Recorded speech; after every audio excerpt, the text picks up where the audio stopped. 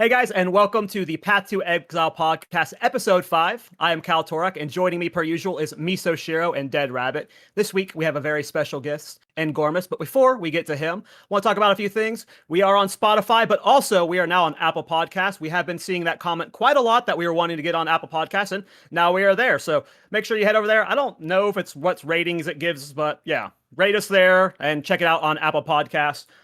Next week's show, we are doing it either immediately after whatever GGG's announcement stream is, or the day after GGG's announcement stream. So we don't know exactly the timing of that yet, but just know for next week's podcast, we are timing it for after the big major announcement.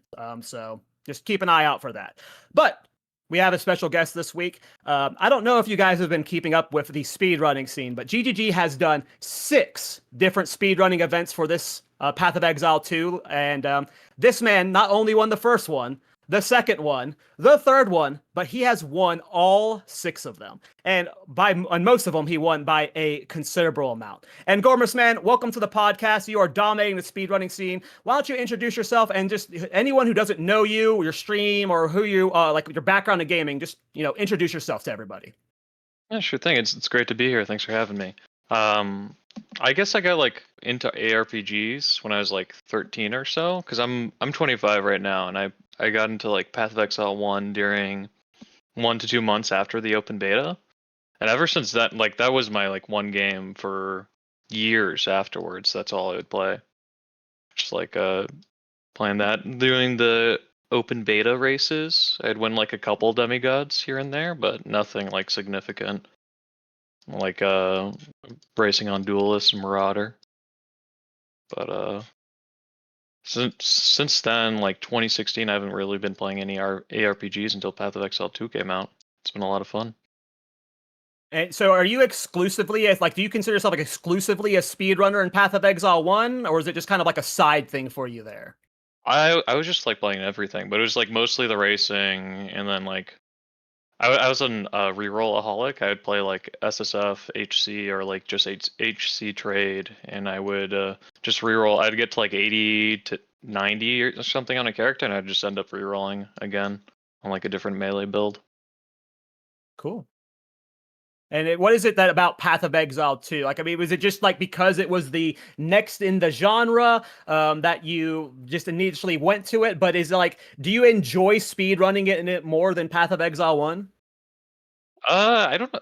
I mean, I enjoy it a lot, but it's just it's easier on my hands because of WAS. That's what kind of brought me out of POE 1 is the fatigue on long play sessions for me when it's mostly click to move. It ended up giving me a minor wrist issues between that and playing League. I'm glad I asked that question, because that would not have been something I thought about, was the mouse to WASD difference there for the speedrun. That makes a lot of sense. You have better control, and of course, yeah, I have bad wrist pains from playing StarCraft for too many years, so I get that. Guys, did you have anything you wanted to ask Gormus before we just dived into the normal pod? I mean, first things first is just, damn, 25 years old. Oh my god, I'm feeling old right now. That's why he's so good. That's why I take 25 hours for campaigning. He just it's just the age. It's just the age. Yeah, it's not the hours and it's not the grind that he puts in. It's purely the youth. Yeah, the reflexes just aren't there anymore for us. No. I just need to get into endgame, and then I can maybe do it as well. But just watching you do campaign, and I watched all the races, and I'm hanging out in your stream kind of a lot. So it's just something that I'm kind of awestruck by all the time, because I do consider myself someone who gets really deep into PoE 2, but I'm very, very endgame focused. And for me, I am always looking forward to new leagues, but I never look forward to doing the campaign over and over again, because I just absolutely suck at it. So just seeing the min-maxing as someone who really loves min-maxing, every single part of the game, or for me especially endgame, seeing you min-max everything when it comes to campaign, and seeing how well it does, obvious by how much you have dominated the races so far. It's just it's a whole part of the game for me that is just something I didn't quite understand so far, and I'm still like learning in that regard. So it's awesome to have you here today. Yeah. I mean, Go ahead. oh no, I was just gonna say that it's crazy that again, hearing the 6-win record, winning every single speed run is absolutely insane. Like I can't even imagine. People ask me, "Are you gonna participate in the speed run?" And then I'm just like, "Well, is Angormus participating?" Yeah, no, get me out of there. I'm a Warrior main, so I just lose by default. I can't even get like one of the off race titles, you know. Yeah. But well, My yeah, question we're for you old. is, I love speedrunning. I watch games done quick. In World of Warcraft, this is gonna sound dumb, but the main way I play WoW is speedrunning, whether it's through Mythic Plus dungeons or through raiding. I just speedrun raids. Like I've never really cared about the 99 parses. I care about like our team clearing the raid as fast as possible. So I love speedrunning. And one of the things that bothered me about when I first started looking into Path of Exile speedrunning is how many people say it's RNG based. You can't win a race because you didn't get the right drops or the right rares at the right times and stuff. And that is true to an extent. But I'm curious. I don't like, obviously you put in an insane amount of work and that's why you've won the last 6. I want to know from your perspective, how much of it do you think RNG comes into the factor of winning it when it comes, like right now the competition obviously isn't all there yet. We're still in early access, but do you think it is super RNG based in these races, or is it really at like, is it more skill than people let on? I mean, right now the scene isn't developed enough that like players are like on an equal footing, skill wise. So like if you like just knowing layouts right now, if you know where to go in the zones, just like the right way to walk all the time, like that puts you ahead by such a significant margin right now that it doesn't really matter what items you drop if you just know the layouts. Right. That's Okay. like That makes sense. I think it's That is it's interesting. that. like It's interesting because a lot of people talk about like how it's with like a map boss design, damage maybe. right? It's like the map design. People say like, "Oh, I don't know how to get around. I don't know." Like, it doesn't feel like there's really that many markers to like tell me where to go. Do you think that that's true or not, or do you think like the reason why people are not able to see these is just because like, or why you guys are able to make it through pretty quickly is because you guys have every layout memorized? Are there pretty clear tells to like, oh, this is the right way to go for this specific layout? Or is it just because like you have it in your mind already memorized, like, oh, I remember this layout already. I know which way to go. So lots of zones tend to generate in very consistent patterns. There are some zones that don't, or that we haven't figured out yet, like say Cemetery of the Eternals. But like zones like Redville, we have like are completely solved. Like there's based off the entrance tile, there's 8 different tells. There's the mirrored version of each of those tells, but you would run it the same way. Just like the only thing that matters, you just have to account for the like different rotation you're in, depending on your league, or like the different like mirrored version you're in. But you'd run it the same way every time. It's What like did you... No, go ahead. the obelisk and whatnot spawn like pretty consistently. So what determines if it's mirrored or not? Is it just like a random spawn, or is it like So there's like 8 layouts, but like half of them, or well, there's 16 layouts, but half of them are just like a mirrored copy. So like it's just it's just like the zone is mirrored if you were looking at a fully revealed map of each of them. And that's something you see pretty often throughout like the campaign and like So what different happens zones. is when you zone into a map, it rolls 1 to 16 and it just gives you one of those layouts. Yeah. And you just have to find the tell. And yeah, the mirrored ones, those are my struggle right now. I remember, I think Alcohol did a big post about like all the Act 1 routes and Act 2 routes, at least in 0.1, I think. I remember getting those down, and it was always the mirrored ones that would trip me up. What were you saying about boss damage? It's like a build difference type That's of like thing you're the mentioning? biggest like RNG difference on like speedruns is like how fast you're killing bosses for the most part. When everyone has the same like fixed seed. Because So there are For what like was finding like is that crits? Like, what do you mean by killing the no, boss? just What like is it? how good your weapon is, you know? Like yeah, Oh, sometimes if gotcha, you roll like gotcha. if you don't never roll a good weapon, you know, it's like it's a little Yeah. bit you have to play a lot better on the bosses, but I some also of my remember like you best saying, PBs have been with like bad weapons. yeah, Objectively like the worst weapon you could have. So mainly it's never gonna also just only be about like what you find. But I truly feel like when I'm watching you or someone else speedrunning, who really knows the layouts, it's just down to that for the most part. That's kind of what you're saying, right? I do remember you having like a run where you got like an absolutely insane two-handed mace very early on. And I think that one didn't even end up as your best run, right? No. No, It's just yeah, like exactly. I So personally got better and I played like yeah, it didn't matter. The weapon roll like after like at least on like warrior class, the way like the speedrun works for like when in the meta is two-handed maces, your weapon only has to meet this threshold where it's good enough, and then you gain like 10 seconds a boss maybe if you have an insane weapon. But like even but then it's not that big. It's like you save more time by just going the right way in zones. yeah. So it's just you save probably minutes on every single map if you actually know where to go, right? Instead of Oh yeah, just running easily. around. I have spent like 20 minutes sometimes, especially on my first few playthroughs on some of the maps. I don't remember the exact ones, but I don't know, like Utsal or whatever, or like the Drowned City or whatever. I was a headless chicken basically, because I actually it's at that point it's kind of RNG. If you have no idea on where to go or where the map is, then it's just RNG. Sometimes you actually go the right way by chance, and then you're just through the map in 5 minutes.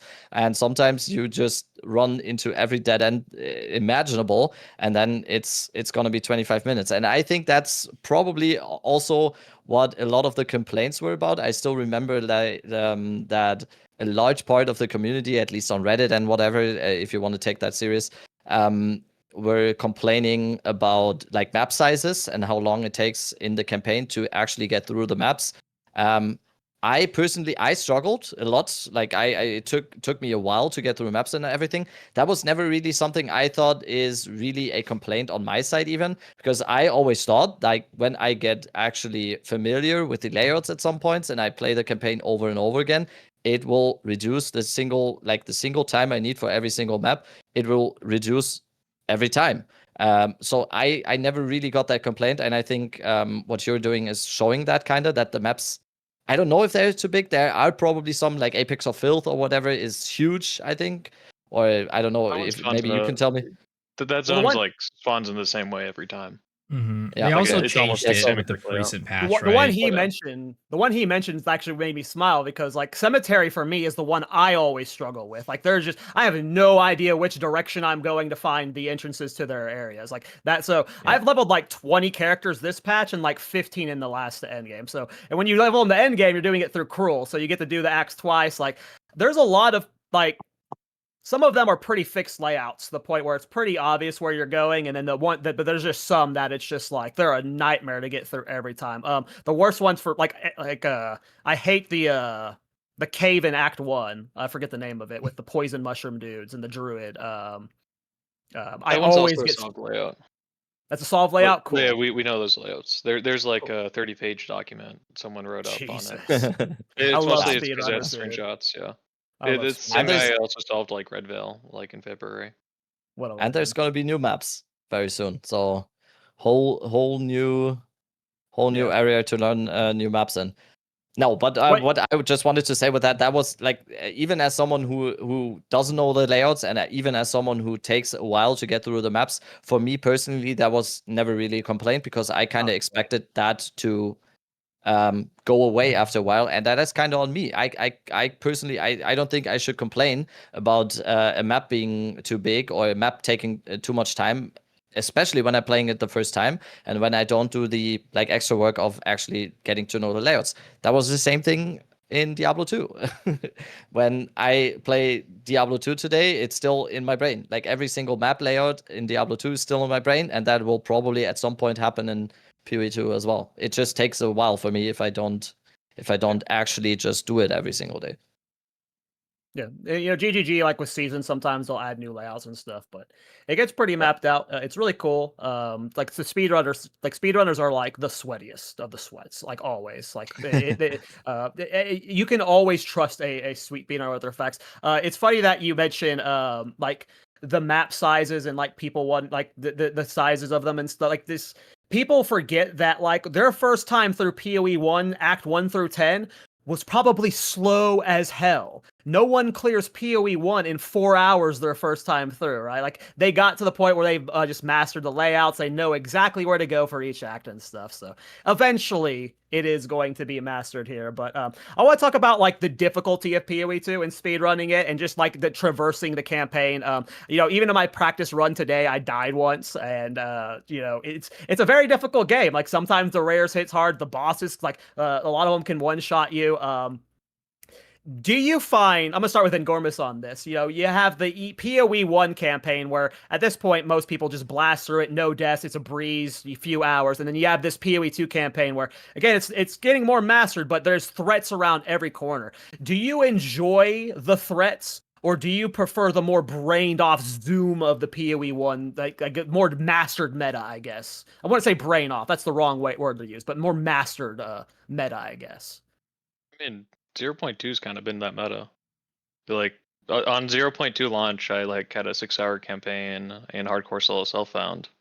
But like before they like retouched back up the campaign, I don't know. I didn't really.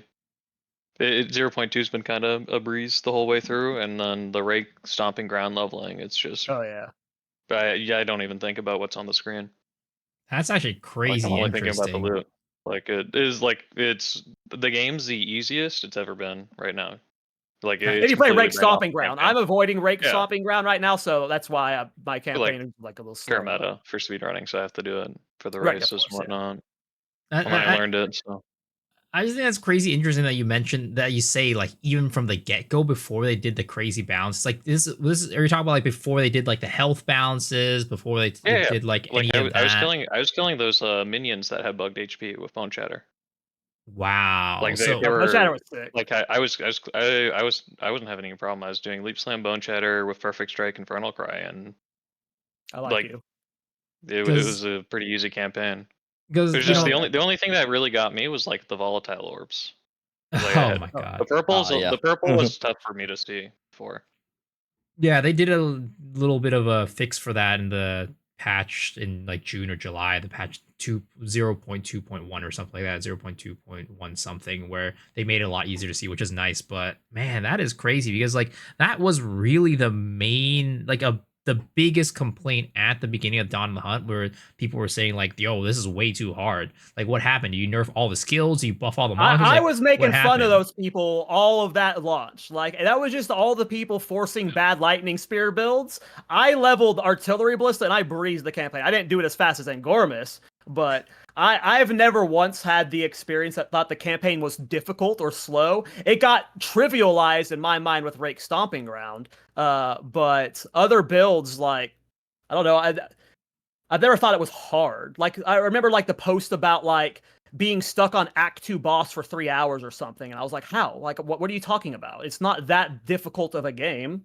I don't know, I'm just happy that I'm hearing other people echo that, but obviously he had a very min-max play style. What were your guys' experiences on 0.2? Because mine, I played artillery ballista and I breezed through the campaign. Yeah, I mean, go ahead, Rabbit. No, you're shaking your head already. No, I wouldn't say I breezed through the campaign. I played. I started off with not Blood Mage. I played Witch at first. For some reason, before the league started, I decided on playing a minion build because they didn't mention any minion changes in the patch notes, and I tried minions through campaigns in 0.1, and it was always like a super chill way of playing the campaign. It didn't really matter to me if I finished the campaign in 6 hours, 8 hours, or 12 hours. That's not really like my focal point. I just wanted to have a chill experience through campaign, and I thought minions would do that. They didn't. I had to completely like reroll basically at level 30 or something because I got so fucking frustrated with the minions because they actually did nothing. And I just felt like I was completely like inhabiting my character because I actually used minions, but I did everything myself, and then I changed into Essence Strain Contagion, and then everything was honestly just a breeze. Edicon's so really good. It was just I think I switched to ED Contagion in Cruel, and everything that I had was still like very very geared towards having minions and stuff. I was like checking vendors for chaos skills every single time. So I did have a little bit of a rough time, but overall I think, and especially like playing the campaign, I do enjoy that it's not a breeze. I don't like, and Gorman said, for example, with the whole thing of just turning your brain off with Rake-Stomping Ground and stuff, and I don't even have to think about what's on the screen. That is not the most enjoyable for me. I do enjoy having to think about sometimes what's on the screen because that keeps me engaged a little bit. I didn't enjoy the minion gameplay because it was just frustrating, because that is not something that is really challenging to me. It was just like super super frustrating at all times because you were using a specific skill, in this case minions, and they just didn't do shit, and I was just like, yeah, this is not what I signed up for. So but as soon as I switched over to EDC, it was just also a breeze. And and then getting into endgame and then having the ramp into endgame is just I think if you don't do something like I did and choose something that apparently was super super bad or one of the worst ways to start off with, I think it should always be fine. I really hope, and we said this in the last podcast as well, I really really hope they do not cater to the whole like crying aspect of some parts of the community that want the game to be easier and easier and easier,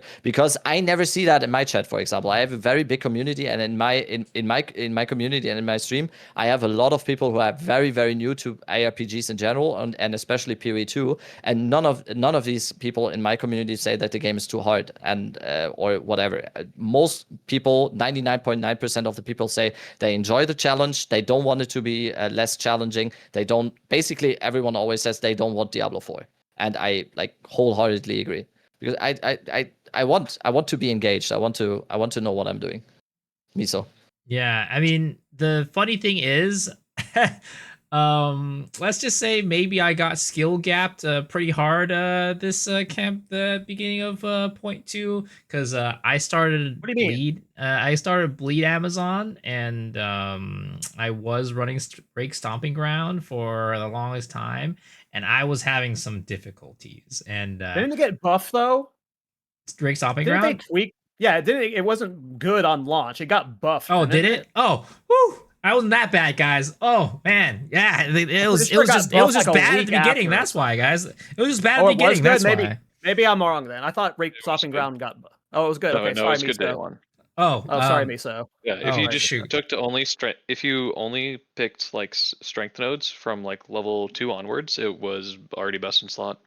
Yeah, I wasn't doing that. I was just because I wasn't sure how much damage Stomping Ground itself was actually doing, so I wasn't really strength stacking. So I didn't do it correctly. But I was playing Rake as my main skill basically the moment that I got it, because I wanted to play Bleed Amazon. So let's just say I ended a campaign with a nice casual like 50 deaths or something like that, real casual, and probably spent about like 2 streams to even get close to endgame. It was it was rough. It was rough for me. I definitely was not on the end of speeding through the campaign, but let's just chalk it up to it was nerves. It was a lack of knowledge. Well, you didn't know about how the importance of strength stacking, so you weren't I wouldn't call that a skill issue, but yeah, it's the biggest issue right now is like it just sounds like we picked the right builds to start with. If you started with ED Con at the start of the league, you were fine, right? It's still one of the best leveling builds right now. It's one of the ones. Yeah, who knows if it's going to get nerfed? I doubt it. But Rake-Stomping Ground is like a little bit like too good in my opinion. If I assume the strength scaling of Stomping Grounds what's going to get targeted, but I think we all just want like more builds on that tier. And Gormus, you only play warrior, from my understanding. Yeah, I only play melee in every game I play. Would you play melee and would you play like the gladiator, or is it specifically only going to be the warrior, the marauder, like that thing? I mean, for right now, hardcore SSF, like the same deal as like a POE 1 where you only play Ancestral Commander or Juggernaut. if you want to play melee, I am only going to play Smith and Katava probably because it's Gotcha. just too good defensively. Gotcha. So what is your thoughts on like build diversity for speed running right now? Is it as bad as everyone dramatizes it to be? In 0.2? Yeah. In the race format, yes, it's really bad. It's I mean no matter what you play right now, even if it's a longer race to like endgame bosses, you'd still be leveling for a significant portion of campaign as Rake-Stomping Ground, strength stacking, pathing straight to warrior, or like whatever attack or melee nodes you could get, or AoE nodes. And warrior is just like stacking everything on top of that. It's actually very interesting because I remember talking to you before one of the speed runs, and I think it was the first speed run, and you were saying like how you guys actually reached out to GGG and were like, "Hey, this is not good. Everybody's just gonna be playing Rake-Stomping Ground. Is this really what you want for your speed run?" And it ended up being that way, and they didn't change anything. So, like, do you feel like looking back at it now? Do you still feel like did you enjoy your speed runs? Do you think the competitions were interesting, or would you think that they should have changed it before the speed runs and nerfed it to make so that there's a little bit more build diversity in the speedrunning scene? I think it was probably too late to like do a big balance patch for that by then, because like people are using it for their endgame builds still, like Rake-Stomping Ground. So like touching that, like people's endgame builds, the meta was already pretty well established, like 6 weeks in, I think, right? Like the main thing they did was they got rid of the ice skating interaction between parry. Yeah. Like in all you would do is you would just hold down Rake and then you would tap your parry button on like a cadence and you just ice skate around the map, and all you'd have to do is press your mana pot every once in a while, and that was the worst thing in the game. And I'm really glad they got rid of that before the races. My question, so you talk about how like Rake-Stomping Ground like almost made the game like PoE 1 easy. I assume you think it's a little too good for the game, or would you want it nerfed down, or do you want more builds brought? Like, is that the baseline you want for the builds of the game, or you think it's just too good for this campaign and it needs to be brought down? Right now, like my campaign runs where I'm using Rake-Stomping Ground and like eventually Perfect Strike for single target, I'm getting like my best is like a 415 map ready, like full campaign, all the points, all the side permanent upgrades, or like on the slower end, it's like a 445. And It's just for not the like, viewers, he's including Cruel in this. Like, this is Act 1 yeah, through 3, and then Act No, map 1 through 3 ready. Cruel. Yeah, map That ready. is I'm level like crazy. 58, level 59. On like the Arbiter runs I was doing, I was like hitting level 80 in like 7 hours in the current patch. That's really damn fast. It's That's like, really damn fast. but like even by like Rake 3, Rake-Stomping Ground isn't that much faster than everything else. It's just like Act 1 and 2 is just so much stronger than everything else, and it's impossible to die because you have so much hit points. Yeah. Like you I have know. like double what Mace Warrior has in like end of Act 1. Is it because of the shield? Or I guess because you're Uh, strength stacking. Strength stacking. yeah, because you get to all your every time you level up, you're getting 10 life on top of like what you normally get on the strength, and then you're incentivized to take beef as soon as you can. Yeah. And it's a mobility move that's like also doing insane damage. So like you're not having to alternate between like other skills. Like you have to have the mobility and then you do your damage, right? It's like an all for one. Yeah, and then like on top of that, it's like when you're doing the animation canceling too, it's a lot Yeah. faster. When you do rake into disengage into dodge roll on repeat, and then when you play warrior smith with katava, when you're doing like map ready runs, your suffix pressure is non-existent because you'll be capped res without worrying about it, and you can just go straight strength on gear the whole time. It's like interesting because like I remember watching a speedrun of yours and like um everybody at the end, like by the time they were at Doriani, they were still on like Rake-Stomping Ground, and you were one of the only ones to actually swap over to like the two-handed maces with the leap, bone shatter, perfect strike setup. Like I didn't follow like the speed racing afterwards. Did that eventually become kind of the meta, or were you still kind of the only person that was continuing to do that? Because it seemed pretty strong. Uh, During the 4th and 5th race, I did the level 28 strat for perfect striking because I felt it was the bossing in Act 3 was a lot faster doing it, and I was not a big fan of Rake disengage at first, so like I didn't really want to like commit to 3 acts of it. But what that was when in the 5th race, like I had like a slow race up until that point, and then whoever was piloting the Jose account was doing the level 23 strat. And if that player had been able to like play again in the 6th race, I knew I would have needed to pull out the better strat. I just didn't want to play it because I didn't enjoy it as much. I love But like that. my like Mace PB at that point had been like a 141, and in the race I got like a 148 on the 5th one, I think it was. Just to like touch up on the whole thing about the baseline on what is going to be good for playing the campaign. I just put as a non-speedrunner, as someone who doesn't really do campaign that much. I only did like 3 characters through campaign this league, for example. Hello, huh? And I do feel like Angormus was saying already, the whole ice skating interaction is definitely something that GGG found to be like a bugged interaction, or that was not intended. And I think that's a good call to get rid of it and stuff, because it kind of trivializes everything else. Because not only, like you said, you're gonna be basically immortal, but also you're gonna just ice skate around the map the whole time or whatever. But I think, like, in general, because you asked the question, Kalturek, I do think that is definitely something that I would not be opposed to, that other skills during the campaign can become as strong as that is, like, as the baseline, because I don't think that would just be a negative. I don't think it would trivialize the game as it stands right now. I don't think the game is in a state where having a few more skills to be as good as that would just mean that everyone will just breeze through campaign and the game will be much, much easier. I just think it opens up a lot more stuff to do. It opens up a little bit more build variety actually going through the campaign. And it also just means that maybe even some new players are not going to get as frustrated with the game as well, because I think that is still something we also need to think of. Like, we have obviously the best speedrunner and the best campaign player in here right now, and we are all, like, us three, we have played the campaign a lot as well.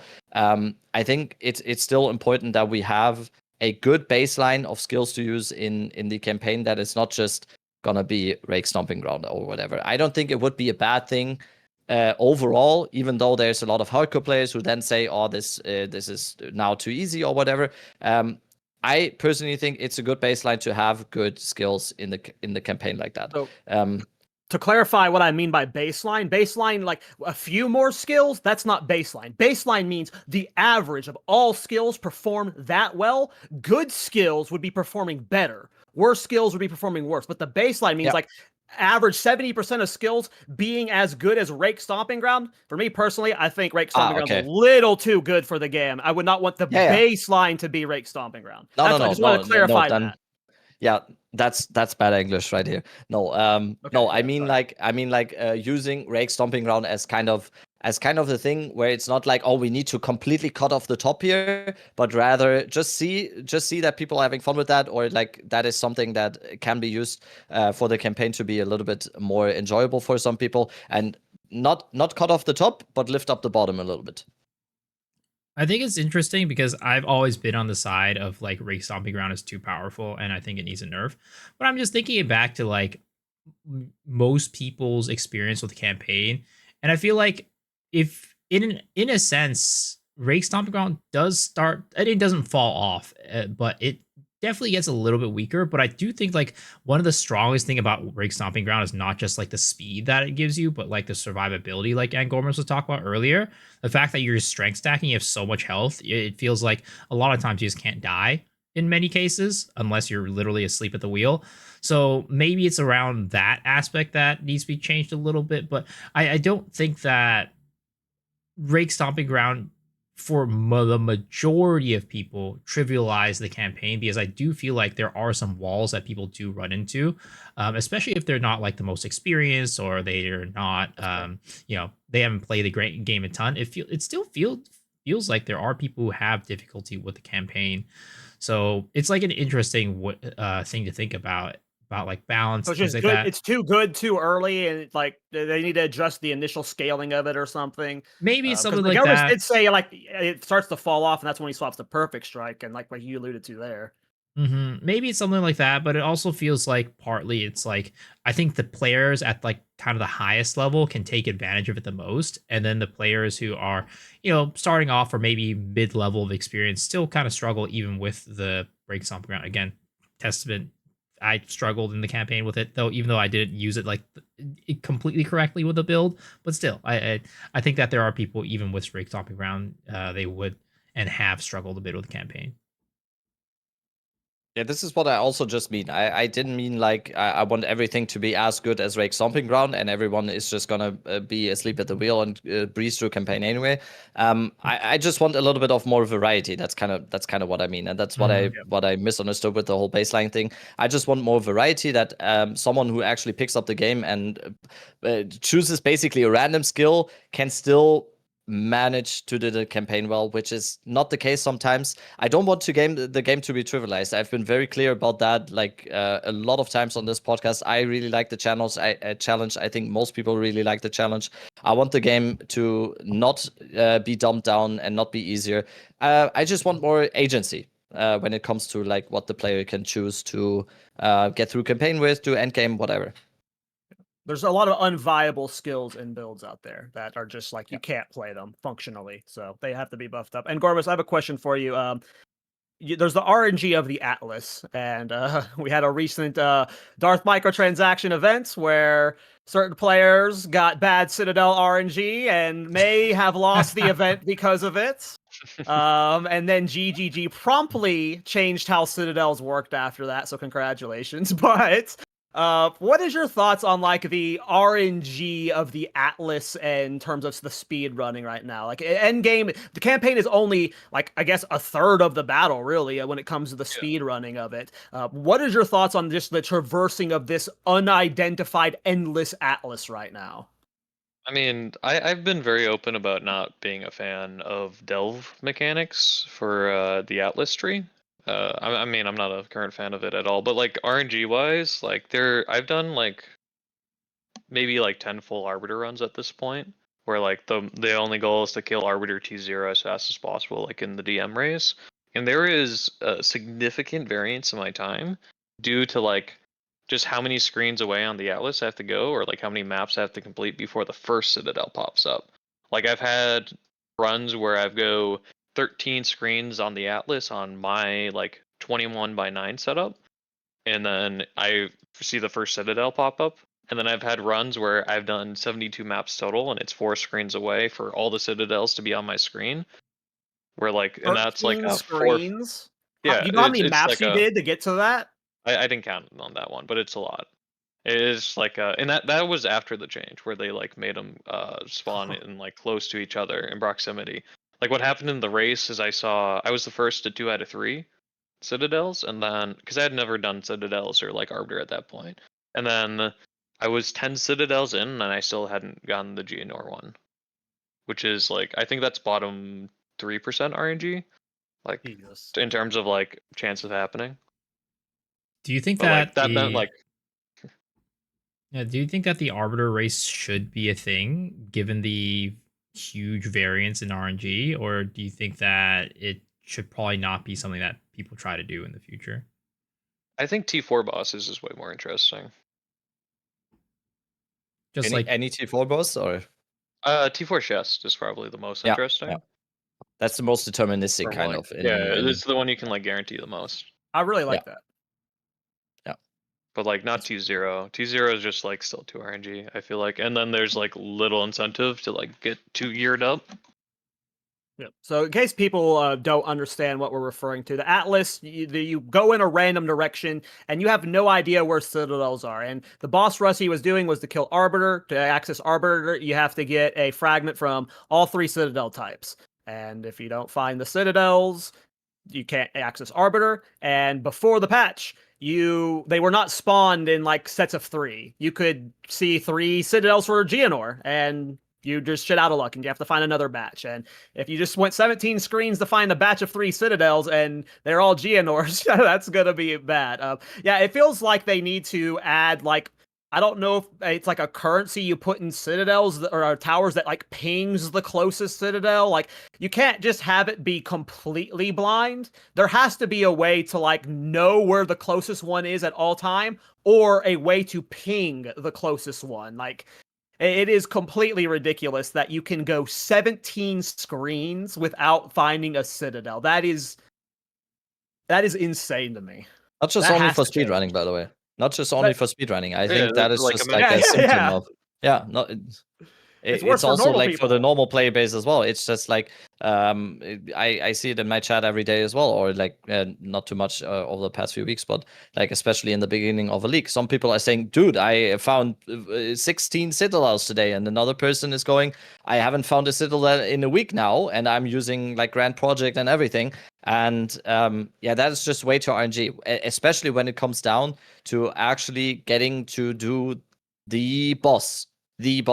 Like it shouldn't be like a random number generated type thing. Whether I get to do the boss that everyone's like putting up as the boss to kill on Path of Exile 2. So yeah, this is I don't know if it's like the ping or whatever, but there needs to be at least like a certainty at some point to actually find them. It still needs to be gated somehow. Absolutely. I don't know if the citadels are actually like a strong gate there, because most people are just shitting on the citadel bosses anyway. So it's just a term, or it's just a way of just need to find the citadel, and then it's the way to go. But yeah, like you all already said, the RNG part of that is very, very unfortunate, I think.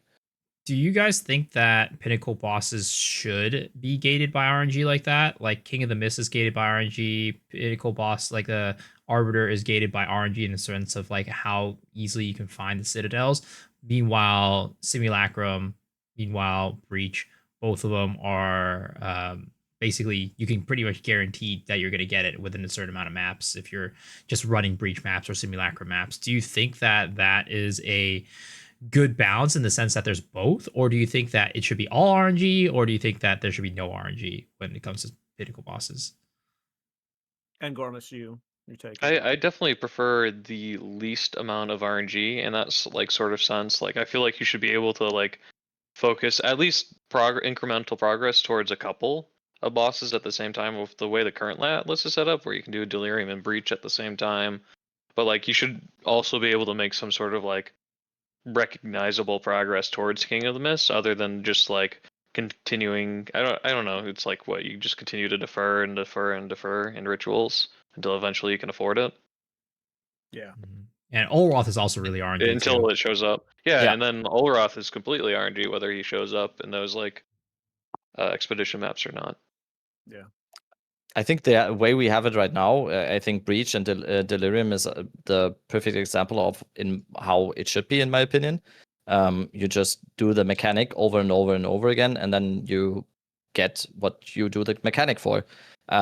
You could do 100 rituals. Like early league, this is a hugely frustrating thing, because especially as someone who wants to get off the ground in endgame as fast as possible, ritual is early league right now a very, very big part of actually getting your character up and running, because it's just such a good farm in early endgame, and it is just very, very frustrating. You just rituals and rituals after rituals, and it's kind of like the same thing as Arbiter. There should, in my opinion, there should not be such a big RNG factor to such a crucial part of the endgame, in my opinion. I think ritual, I think expedition is egregious in that kind of sense. I don't know how to exactly fix that. If you have like if you do a certain amount of rituals, the chance to get an audience with the king just rises or whatever, or same thing every time you open up an expedition map, and every single time you don't get Olroth, next map is going to be a higher percentage every time. I don't know if that would be a fix or whatever. I just like you said as well, I just dislike the whole RNG factor in parts that are absolutely crucial. If it's something that I don't really have to do and I just choose to do, then RNG is kind of fine. But if I have to do it, the RNG will just lead to frustration on the most players, because the people who get 6 King in the Mist and 6 rituals are gonna be like, oh nice, I got lucky, but you forget that. You forget that in the next 5 minutes. What you don't forget is I didn't get the King in the Mist key for like 10 rituals now. That is what sticks into your brain, the frustration rather than the happiness about being lucky. So really just like the RNG. Yeah, like I'm someone who plays Trade League. I don't do solo self-found, and even like solo as a trade player, you know, it's I find myself just default investing into Breach and Simulacrum because they are the most deterministic ones for boss farming. I talk about it all the time on my channel. The best part about this game are the boss fights. I love the Citadel fights. I love the Arbiter. I love all the boss fights, even like the campaign ones. They're fun to do when you're doing a balance build, right? If you're not one-shotting the boss. All the bosses in this fight are really cool and well designed. And it sucks when you can't access them. I get the maximum logbooks for getting my maximum Atlas points, and then I don't do logbooks again. Like, why am I going to farm this? It is so awful. Like, the RNG is so dumb versus, like, I can farm Breach all day, and then the next day I'll have 30 Breach stones and I can just do Breach or Jet back to back to back to back to back. That is the farms we love as ARPG players, right? And you cannot consistently get it with Ritual. You cannot consistently get it with Logbook. And you cannot consistently get it with Citadels. Part of the reason why I spam the Grand Project on my towers is so I can Citadel hunt. I love all 3 Citadel fights. Like, they're all really cool, especially the first 2 acts, and I want to do them over and over. Obviously, they're good currency because of the fragments, but the fights are what I look forward to, and the maps are cool too. I like doing the Count, and I like doing Dorian, or not Dorian, Jamin Raz, the black, the big train thing. Like, that, the whole map's fun to me. But you just, like, it's a pain to find them, and that should not be the case. Especially since they're like the entry level, right? It's like we're talking about the tier 1 of the Pinnacle bosses. They're supposed to be like tiers beyond all of these. So if the tier 1s are hard to get to, then that's a problem. Especially when it's the most fun content in my mind. You know, I'm curious what your thoughts are, Engormis, on the whole, like, getting the Atlas passives themselves. You have to clear the corrupted areas. Do you find yourself thinking about this at all when you're speedrunning and the RNG of having to get more corrupted layouts? Do you feel like you've lost because, or like you've had runs fail because you didn't get those Atlas passives, or is it just like not even a factor? The only thing that matters in like trying an Arbiter run percentage is like, that's the only really endgame like thing I've really like focused in on. I got, because I play like hardcore SSF mainly. I got like 1 character to 92, but I'm not like super excited about endgame right now. But like you get like the first Atlas points, and then maybe you get like the T3 corrupted Atlas. You clear that to get some like extra pack size. But like the build I had like made for that, I was only aiming for like mid 80s on that at most. Like, I did 1 finish on like a level 77 character that killed Arbiter, and then like the 84 was like a sub 9-hour kill. But like the the new player experience for that would be a lot worse, because what I'm doing is I'm hitting a level breakdown, and then I'm running T1 maps and beelining to each like map completion, like whether it's the rare or boss in that zone, and then immediately leaving the map. I'm not full clearing. I'm not doing T15 maps. I'm not doing extra content on the side. I'm ignoring itemization pretty early on into mapping, and it's still taking like, the variance is still like about like 4 hours for that, like on the low to like high end of RNG. Okay.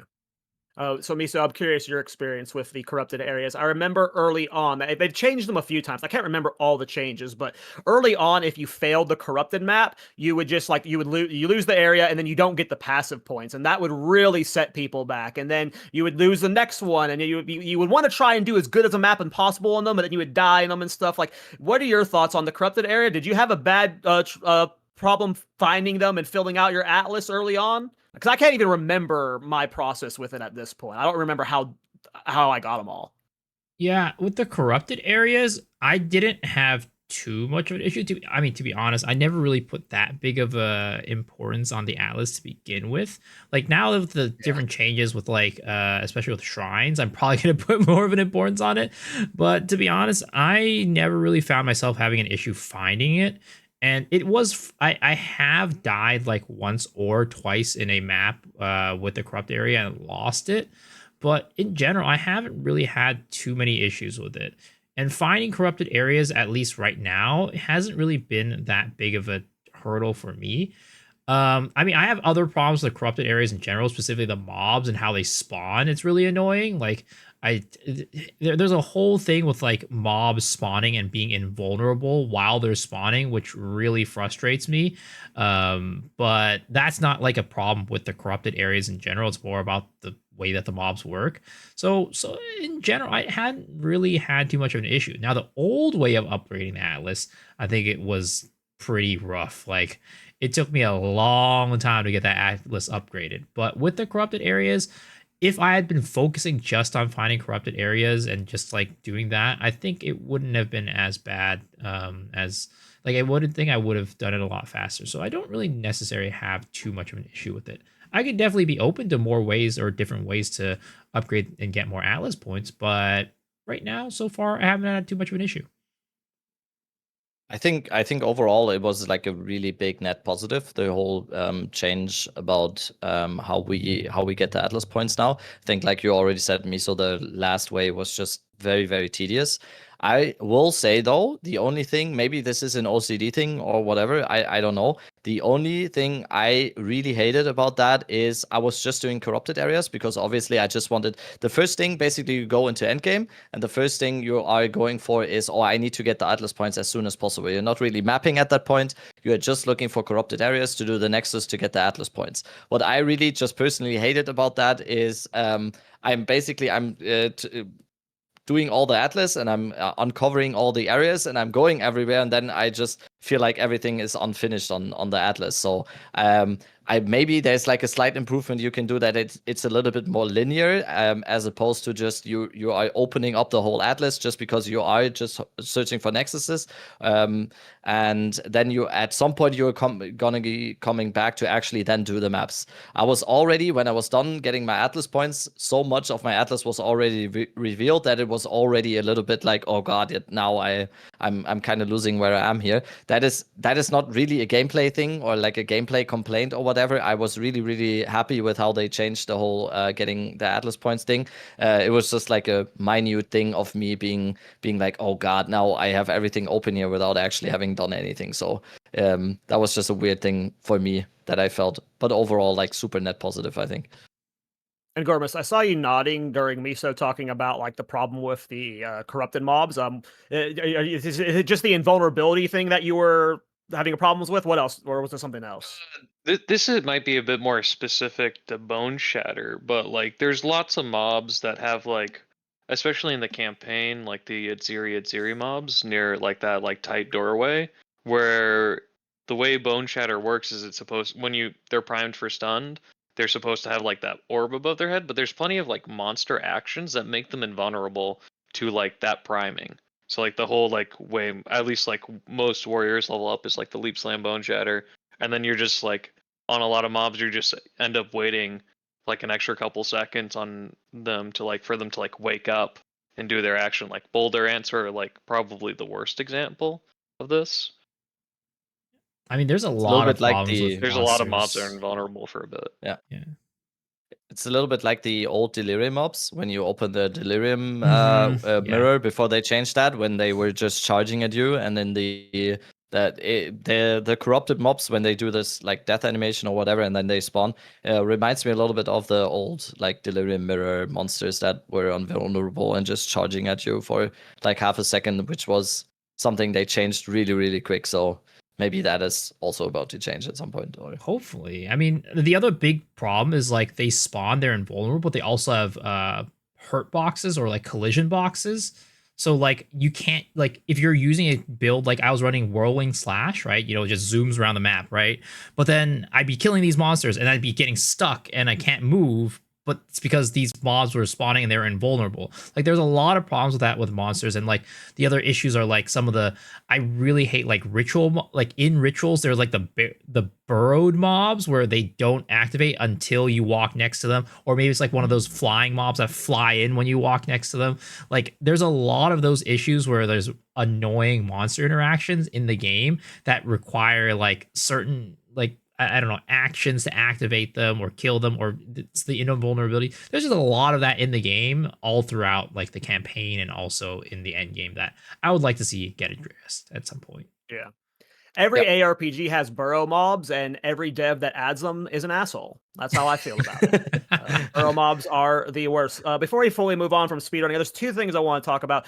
We've talked about crafting too much in the campaign specifically. We always talk about endgame crafting. We're going to dive into campaign crafting right now. I haven't played POE 1 in forever, and then I recently replayed 3.26, and that was like the biggest thing to me when I played that game was, oh my god, it rains currency, and it rains good currency during the campaign, like the way essences work in PoE 1 versus PoE 2. Like you get a rare, and it's a good targeted rare, right? Like it's just way better. I don't know if we need to go that far, but there's a big difference between crafting in PoE 1 and PoE 2. And I'm just right for the start of this conversation, Ngormis, do you want more currency to enable your speed running? Do you feel like the lack of currency leads to a more interesting strategy? I think it's just kind of depressing sometimes when you're like a weapon class and you're kind of gated behind like getting a weapon upgrade somewhat consistently in campaign. On like warrior, you can get away with like finishing like T5 maps on your level 33 weapon if you get a good roll, but like you still need a good roll weapon at some point, and it's like when it on the cases where it doesn't happen and you don't have Rake-Stomping Ground to like fall back on, it's pretty depressing. Like it was pretty like just sad in campaign sometimes in 0.1 for I like love the that you use of use that Rake-Stomping word. Ground. But like Depressing is a good word.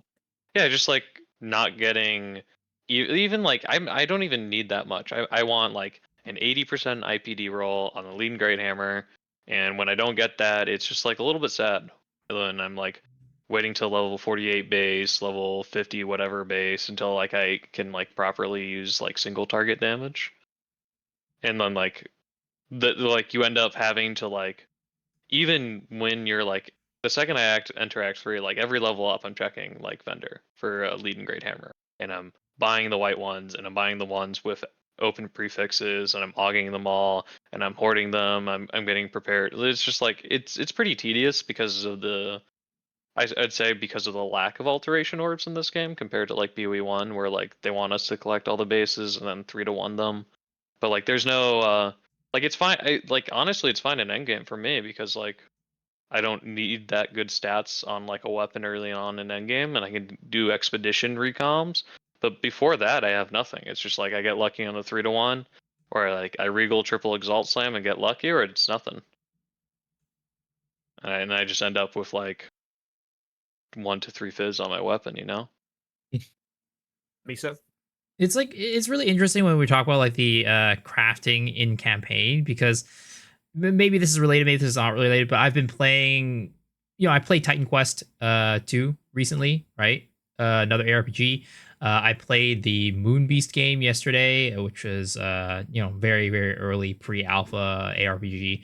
And something that I've been just getting consistently like thinking in my mind as I've been playing through these games is like how I would love to have a transmute orb or a regal orb or like a augment orb in this. So like it's like interesting because like I would love to see more abilities to craft, even like just like more currency in general, right? Because I think that that is a huge part of like what makes Path of Exile so unique and like so fun to play, especially through the campaign.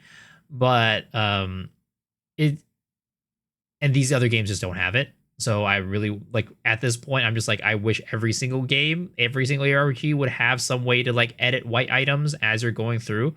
But in terms of just like the amount of crafting that you can do, I do I do enjoy having some sort of determinism as well in the campaign. So it's like more currency, but then also more ways for me to like try to get certain stats that I want, or kind of ways that things that I really do wish for the campaign. I still, especially for my solo self-found runs, I do find myself running in issues. Especially, well, I mean, transmutes and augs get fixed a little bit later, but like regals and exalts still are pretty dang hard to find and like hard to keep up with for a while, especially exalts. Like I don't think like even at the beginning early maps, I don't think exalts ever go away in terms of being an issue of a limited resource. So I do think like especially for the earlier, more kind of like lower rarity currencies, I think the game could use a little bit more of them, especially when you're playing through a campaign and leveling up for the first time. I think it just also increases agency again, if that would be the case. Because when you're kind of locked into a build, I think it's not only about I'm gonna have an easier campaign here. I think it's also just fun.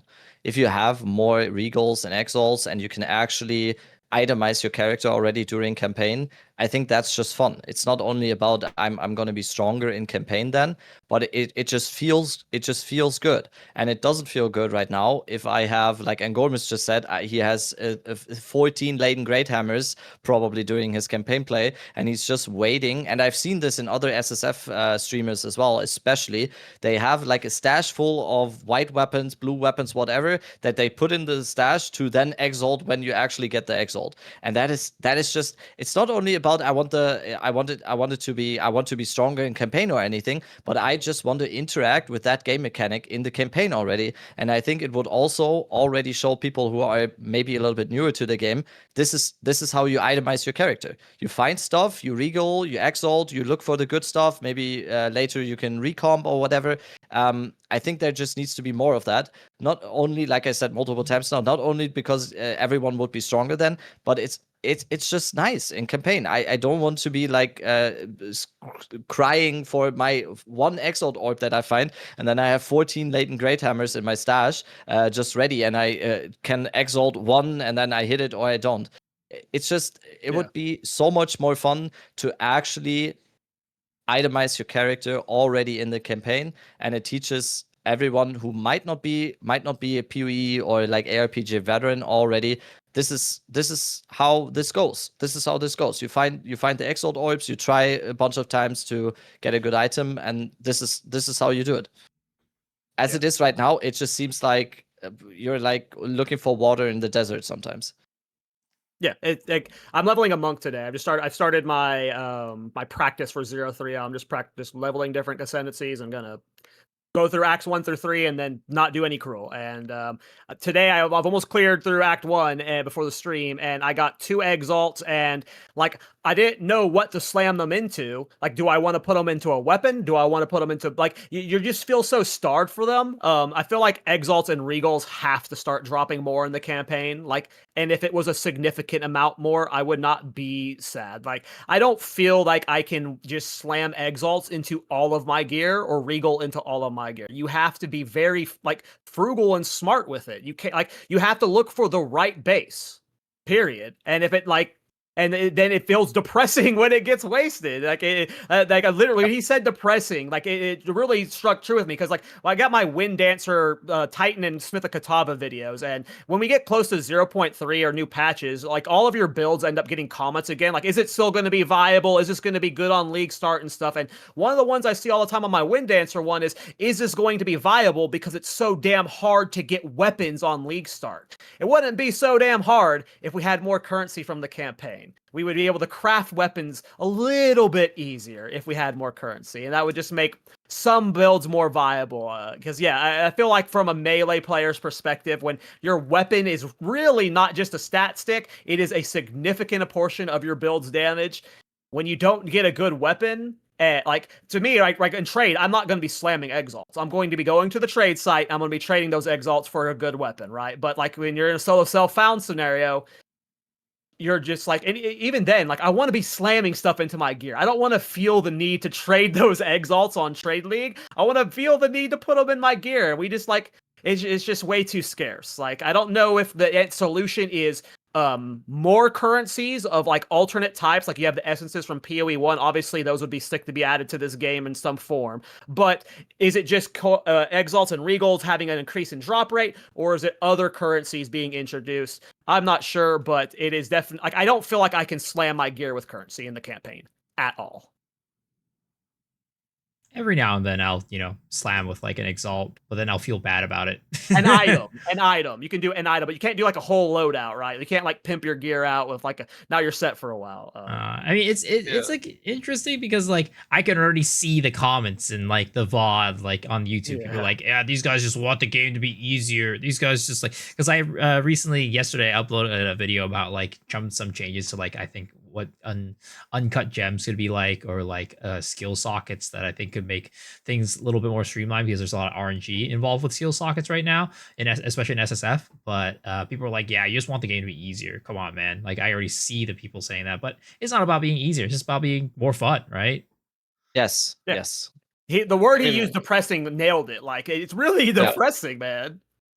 Like one of the best things Path of Exile 1 did for like campaign speedrunning and like in general like gearing your characters, like the deterministic way you're able to like you can use your currency to roll stuff or like buy stuff, but you can also like use like a set portion of currency to guarantee certain stats on items, and then there's the vendor recipes for like you can turning an iron ring and a skill gem into a resist ring, so you can get that. In this game, if you don't like outside of like Smith and Kadavi, if you don't get resist rings for like the resists you need, it is kind of what it is.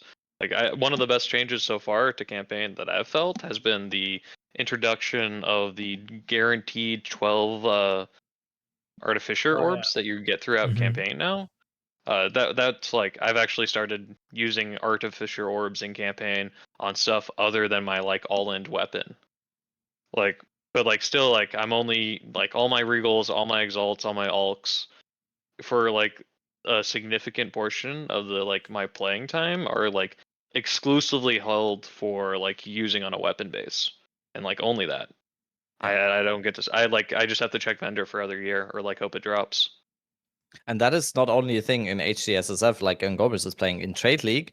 When you are getting closer to endgame and you're starting to drop more Exalt orbs and stuff, the hell you are not putting like at least in my case, I'm not slamming my items, even if it would mean that I can get to endgame like a smidgen faster. I'm keeping those, because once I am in endgame, these 10 Exalt orbs very, very early in the league, 10 Exalt orbs can buy you maybe like that, yeah, or like a pair of boots that you would have never gotten with these 10x. You go on trade side and I think that is just I think that is just anti-fun. And like Miso was saying, this is not to advocate for making the game easier. Not at all. I don't. We've said this multiple times here. We are actually, I would say, more on the complete opposite. I kind of have spots where I feel like the game could even be harder at some points and more challenging at all. I just I think there's a very, very big difference between challenging and frustrating, or as Angormis said, depressing. It's just there is a big difference. Something can be challenging without feeling too frustrating, I think, and I think that is the spot you kind of need to find in a game like this. Some things just feel frustrating, like having to be that scarce with Exalt orbs during the campaign, and not being able to deterministically go for some items that I might want. I think it would just be more fun. Like I said already, it would just be more fun if I can actually start to itemize my character during campaign. I do think it would also, just to add, like if players could consistently reach certain like levels of power throughout campaign, you're able to make campaign a lot harder.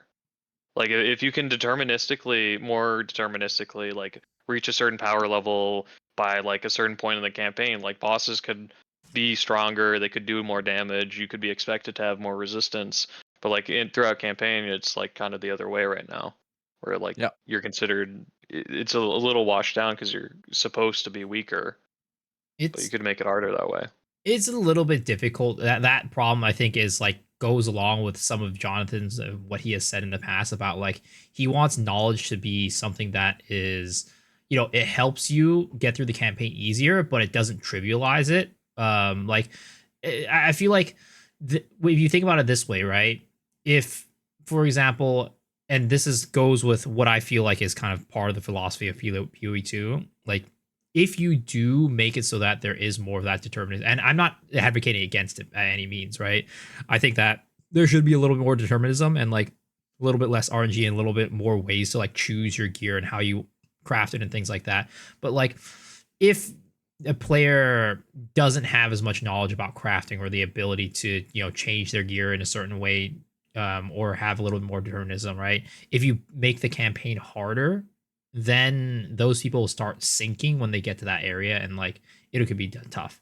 It's just, I don't know. It's just a thought that I had in terms of like what Jonathan has said before. I do think that it does make the game a lot more interesting, but it's also a tough issue because of the way that they want to approach this game. For me, it's just like it's hard to until the game's complete. It's hard to like be like we can't like we're missing so much of the acts, we're missing so many skills, and the balance is just so all over the place that like it's easy to be like buff this. Like I want to say that like it's hard to be like you can't have like a boss that like at this point if you don't have 45 fire res like you're going to lose and you're not going to have like it's hard to force those kind of things into the game, but maybe that's what they have to do. It's like you have these checkpoints where you teach the game via tutorials. Like at this point we just gave you 2 artificer orbs and these 2 fire res runes. You should slap them into your gear for this fire damage boss, and if you don't have like there's ways you can maybe teach that, but we're nowhere near that right now. At all. I have one last thing I want to bring up about the speedrunning topic, and it's not really me bringing it up. And Gormus, since we have the podcast here, in case a GGG dev happens to see this, for the race events you do, is there something you would like to see them do differently? Is there something about the format you don't like, or like is the 3 races back to back not like? What is it? Is there just something you want changed for that format? Just like go ahead and pitch it, because I'm curious what your thoughts are. I like the current format that they've been doing so far. Act 3 is like it's a solid length race. It's a 0.1 was like a 2.5 hour race. This now it's like at least for like warrior players, it was like a sub 2 hour race, which was pretty nice, like time wise. I don't know if they'll do like a full campaign races or if they'll keep it at Doriani, just because it's more like just on like a time constraint level. It's like pretty tough to just play for like 3-4 hours sometimes, or like carve out that time if it was like a full campaign run. But it's hard to say without seeing all the acts. I do like the Act 3 any percent. I do think like for like for getting other players into it more casually, like the rigor mortis instead of being hardcore, I do see the appeal there as like a hardcore SSF player. Like I do see it like why it's like the rigor mortis, why it makes sense. That's cool. Do you think this is like this debate around these things I see a lot. I actually kind of like how the rewards are top heavy. Do you think they should introduce more rewards for lower ranked people? That's what I see in the comments all the time of like getting people into the speeding up racing of it. Is like if only first place of each race gets a reward, it's not like most people are not even going to consider, like Misa said earlier, right? He's not, if it's in Gormist racing, I'm not racing, right? Like, do you think there should be more rewards out there, or do you like the exclusivity of the rewards? I mean, I definitely think Demigod should be first of the sure. class only. I don't know. I did like in the early like race seasons for like Path of Exile where they did like very long. It requires like a different approach to it because they were very long race seasons, and for like months you'd be able to like build up points for like getting firsts or like hitting level breakdown points and different race type scenarios like 3 hour races, 1 hour races, 2 hour races, 3 hour party races, etc. Just like all those like different types of things. Like that was a lot of fun, and you could build up incremental progress, but it definitely requires a lot more like effort and different like alternate art uniques that like aren't even when we don't have like a complete game. It's like a bit tough to ask for that even. But like those were like a different style of races too, because those were mostly like XP races, and now the focus has been for even like ExileCon, it's been like Act 5 80% runs for PoE 1, I believe. Cool.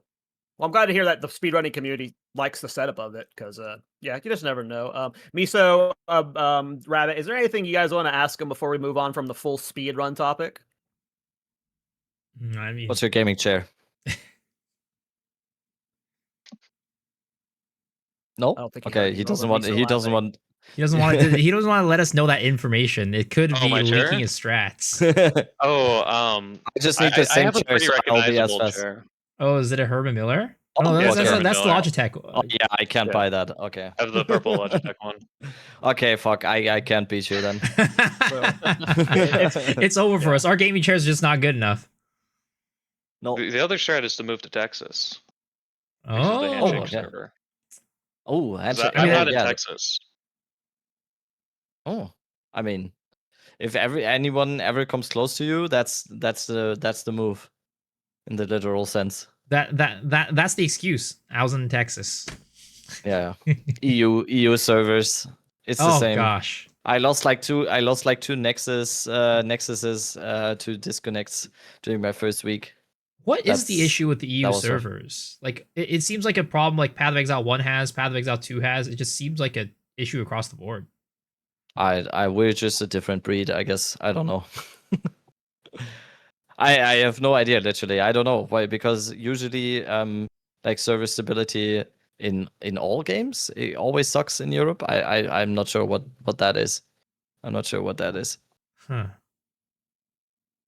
All right, so this is actually a topic that's been like on my list for months now. I've almost made it a video on my channel, and it's just keeps pushed on and on. I'm skipping one topic. We'll go back to it, just the time thing. But is Warrior actually bad? I feel like the very first like month of Paths of Exile's launch, 0.1, there was a stigma around Warrior that Warrior was bad. It was the worst ascendancy in the game. No one can play it, and for some reason, that stigma has lasted till now. And I am here to pitch that Warrior is not just not bad, it's one of the best classes in the game, period.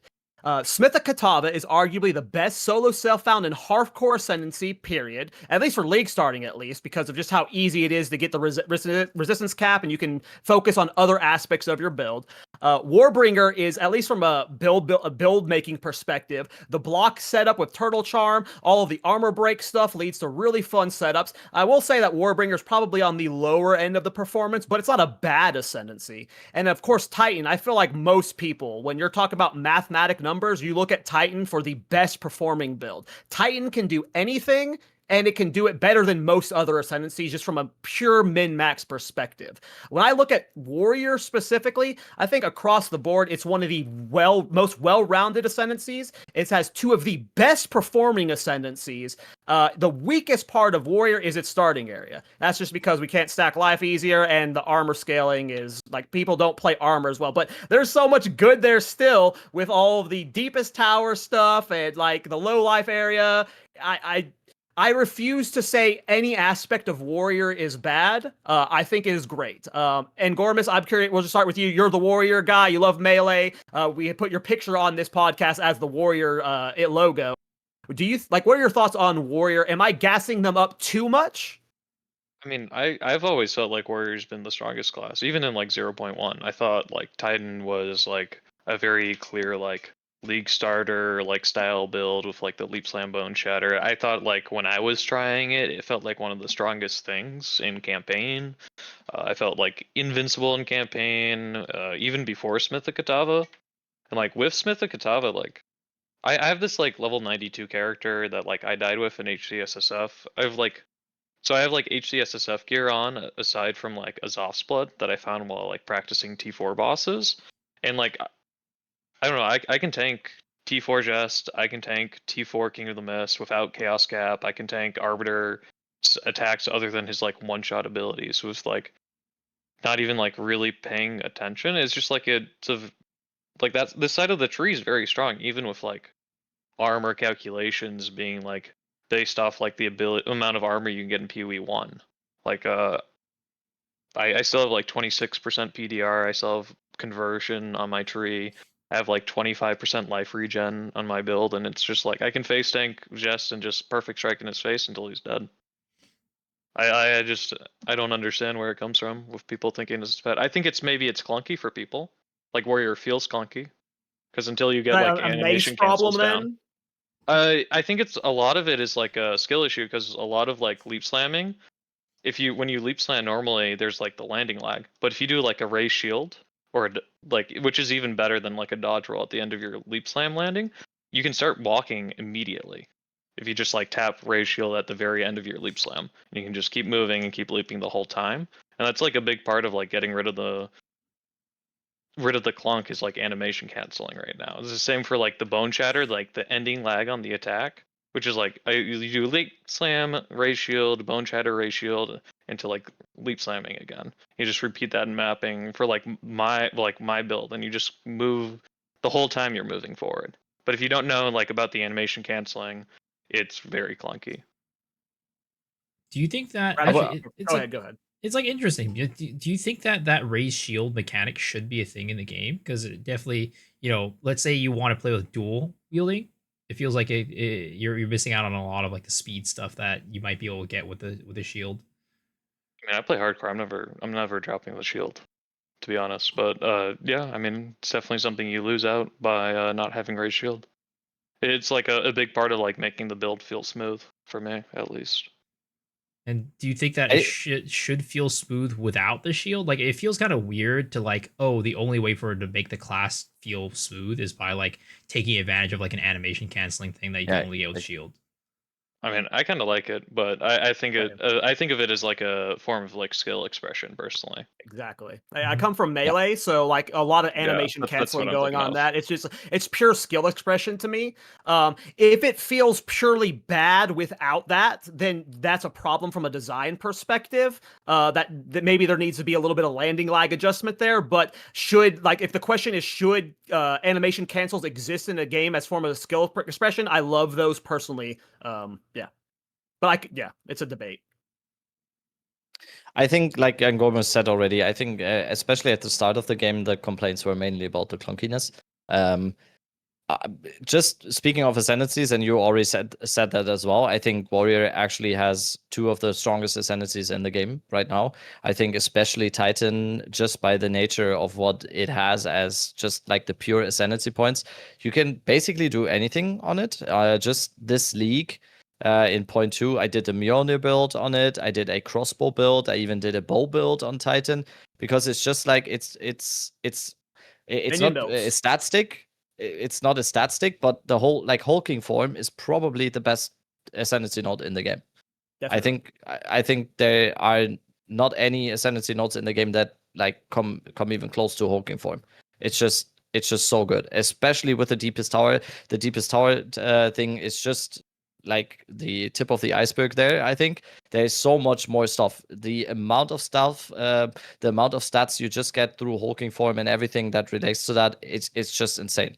Like damage wise, Titan is in my opinion probably the best ascendancy in the game.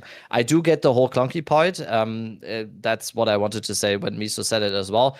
If there is a need for animation canceling or whatever, there is going to be a lot of people that will say, yeah, if I have to do animation canceling to make class less clunky, that's not going to be interesting to me. I think that's fine, though. I think that's fine. A lot of people are looking for like fast classes. They are looking for like the Zoomy type, Tailwind, Deadeye, or whatever. And I think these people then should play these classes. I think there is a lot of players who enjoy that skill expression aspect of the warrior, or even some people probably even enjoy, like Engormus probably does, enjoy the whole like what other people deem as clunky on the warrior, like the big hits, the big bonks on the head of bosses or whatever. It's just like the game has or is going to have 12 classes. There is going to be plenty to choose from at a certain point. And when we get more weapons like swords or axes or whatever, even the warrior, I think if we, for example, if we get axes in point 3 or whatever, or any like any weapon type that will be good on a warrior, especially as well, I am very tempted to start Smith of Kitava and then go into Titan at some point. Yeah. I just it's so good. I never really got the whole discussion about, especially people were saying that warrior is so bad in campaign. I never understood where that was coming from. I never understood that because it just wasn't objectively. Never was. In 0-1, Titan. I played more because you couldn't swap ascendancies then. So you like if you wanted to play multiple builds, Titan was fantastic. I had minion builds with Titan. Like there's just the hulking form is. I agree. It is the best. It's the best ascendancy passive in the game. It is so damn good. Yeah, I'm glad that everyone seems to echo that the warrior seems like better than at least people. The community echoes that it is not great. Miso, I'm curious. When we talked about animation canceling, like what is your thoughts on it? Like, obviously we don't want there to be that massive of a gap between like if you don't want to ever feel like you're having to do animation canceling, but I just didn't get the vibe of how you truly felt about it. Are you okay with it existing in the game, or do you never want something? It's like interesting to think about it this way. Like it comes what we were saying earlier, a baseline. It shouldn't feel bad without animation canceling. It should just make it so that you feel better with it. Like it's like animation canceling is something that isn't like because like when you talk about like melee, right? At this point, wave dashing is a requirement if you want to play it competitively or something, right? But I don't want like the animation canceling to become a requirement type of situation. It should just be like you can do it and it'll make you feel better. It'll make you do better. But if you want to go without it, it's perfectly fine. At the moment, from what I can tell, it seems like for the most part, a lot of people feel pretty bad when they're not animation canceling, and it feels a lot better with it. So that's where I stand on it. I'm fine with it. I love advanced techniques. I'm also a smasher. I come from the smash community, and looking up advanced techniques and things like that was kind of like, oh, this is so cool. This is so amazing. But I just think that especially for the game, in most games, it should feel good when you don't do it, but it feels better when you do it. Yeah, I think that's exactly the point. What other game was it? Was it League of Legends on like a champion where there was also like animation? Was it Riven or whatever? Yeah, it's Riven. Yeah, I mean, right. there's And that lots was of like Yeah, I mean like auto attack cancels in League, but yeah. like Riven's the biggest example of Yeah, Q. that's it's such a cool skill expression. But I'll just echo what like Miso said. It shouldn't feel bad. It shouldn't be a requirement. It should be a skill expression. In the end, a skill expression should be a skill expression, not a requirement. I think, right? Yeah. Go ahead. Were you gonna say something else? Sorry. No. And Gormus, I'm curious. I just completely forgot what I was going to ask you. So let's move on to campaign skips. So this is something we all see a lot in our comments. At least I do. Campaign skips, should they exist? I believe I haven't played every ARPG, but based off the conversation we had offline, it's only Diablo 3 and 4 that have campaign skips. So I'm guessing it's the Diablo audience that has just gotten like used to skipping the campaign. What are your guys' thoughts on campaign skips? I personally think it is a ridiculous notion. I find it ridiculous. It's if you don't want to play the campaign, why are you playing the game? Like it's just like it's a part of the process. Like part of making your build, part of your journey of your character is completing the campaign, meeting all of these breakpoints where you have to beat the Act 1 boss, Act 2 boss, and that requires these certain setups. Like if I were to skip that and go into just like from a level 1 mapping, like it just makes no sense. Like I don't want to do it. I don't like it from a build progression standpoint. And Gormis, you felt pretty passionate about the subject. I'm curious. Yeah. Well, go ahead, man. I mean, like, I think the biggest problem with like a campaign skip is like if you have a problem with like how your character clears from like an early level, you're still gonna need a level up from level 1 in maps. Like you're still gonna need to kill monsters. You're still gonna need to like kill bosses with like weaker skills level 1. It's not gonna be. I can't imagine a world where it doesn't take just as long to get to the same point, and you're missing out on like the best parts of the game with like the campaign. But like where you're supposed to like be very you have like specific, there's a boss fight coming up, you need like, say you need cold res against Count Geonor because you're going to get hit by him. You need lightning res against Jamanra. You need like more balance, like of resistance outlook by the time you get to like Doriani. There's like specific breakdowns there. There's like stuff to do on the way, like the break up the leveling. I mean, like there's like some points in the leveling that are like unfun, perhaps, where you're just like purely doing it for lore by like the 10th time you're doing it, like when you're entering Halani Gates for the first time, just to walk there, then reset at checkpoint and enter back to town, like after talking to Sala there, it's just like maybe that sort of stuff's a bit redundant, but like you I don't see the point. Miso? Yeah, I mean, personally, I am also on the side of no campaign skip. I actually really enjoy doing the campaign, especially like right now. I think Path of Exile 2 in its current state, the campaign is one of the best parts of the game. I think Endgame is actually one of the worst parts of the game. So I think that the campaign skip doesn't make sense at all. But at the same time, I do see why some people would want it, right? Especially, I think when we put ourselves in the mindset of like somebody who doesn't have as much time to play the game, now they might want to get through the campaign faster, especially for like a second character, for example, right? Because a lot of people like building league starters for their first character and then using the currency that they get from their league starter to build a more in-depth, a more well fleshed out, a more expensive character that could be a lot more fun. But then maybe they might not have as much time to get through the campaign again, or just don't want to do it because like they're like, I've already gone through this once, I don't want to do it again.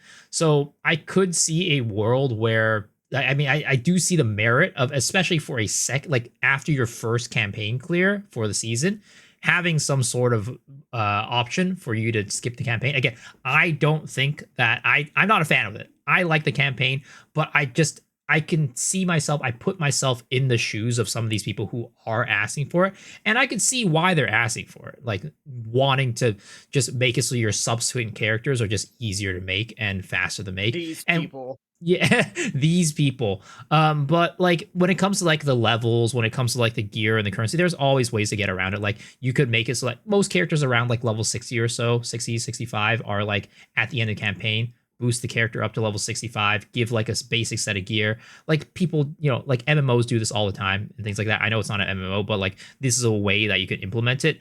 But yeah, again, I do see some of the merit to do it. I don't agree with it, but I do see why people ask for it and want it. And maybe if they implemented it correctly or well, it could be a way to do it. But it's hard because like I always say this, when you give people an option that has less friction, people are always going to choose it whether they want to or not, just because of efficiency, right?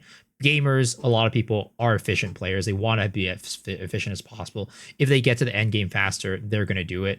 I mean, just clearly by the way that people optimize their builds and things like that, we can see that. And it would definitely be the case if you added a campaign skip, or even if you added alternate ways to get to the end game faster. Maybe it's about like there's certain dungeons that you do that allows you to skip certain content or things like that after a subsequent playthrough.